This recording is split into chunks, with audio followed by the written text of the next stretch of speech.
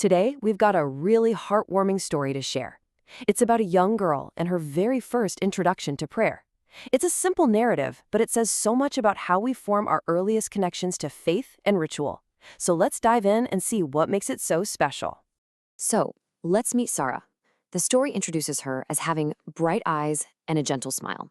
Right away, you get this sense of pure innocence and curiosity. And that's actually really important because it sets the stage for how open she is to the whole experience that's about to unfold.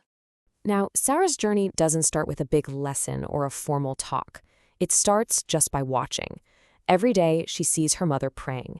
And here's the key part. She connects that act with feeling warm and happy. Before anyone even teaches her anything, she's already built this positive, loving association in her mind.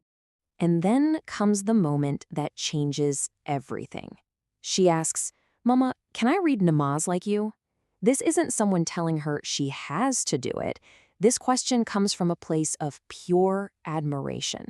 She saw something beautiful, and now she wants to be a part of it too. And her mom's answer? It's just perfect. She doesn't frame prayer or namaz as a chore or a duty. She calls it a beautiful gift. She says it's a way to talk to him and thank him. Instantly, this turns the idea of prayer from an obligation into this wonderful, intimate conversation. I mean, what kid wouldn't want to receive a beautiful gift?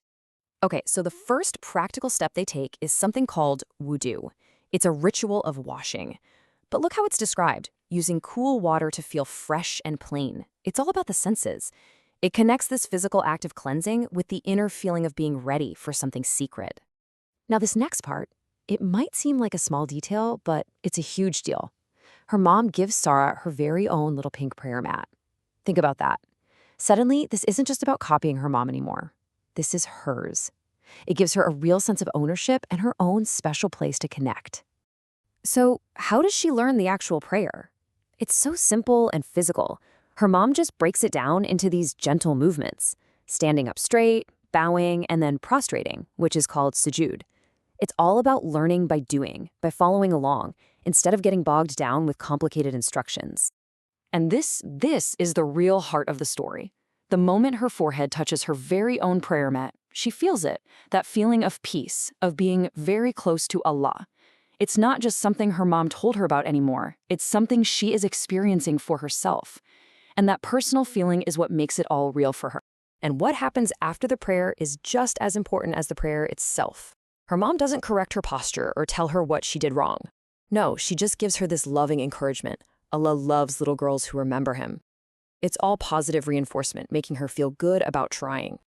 So what's the result of all this? Well, it sticks. From that day on, Sarah starts trying to pray every day.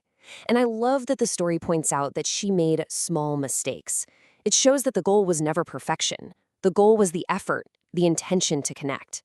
So when you step back and look at it, what did this new practice actually give Sarah? The story boils it down to these three beautiful things: a calm heart, a happy mind, and a stronger love for Allah. The ritual itself became the key to unlocking all these wonderful internal feelings. And that's really where her story lands. It comes full circle, you know? What started as her watching her mother with a warm feeling has now become her own personal source of joy and comfort. She smiles when she prays, totally confident that someone is always listening. This story really leaves us with a question for ourselves, doesn't it? For Sarah, it was the simple, repeated act of prayer that brought her peace. It makes you think, what are the small, quiet rituals in our own lives that help ground us and give us that same feeling? Thanks for digging into this with us today.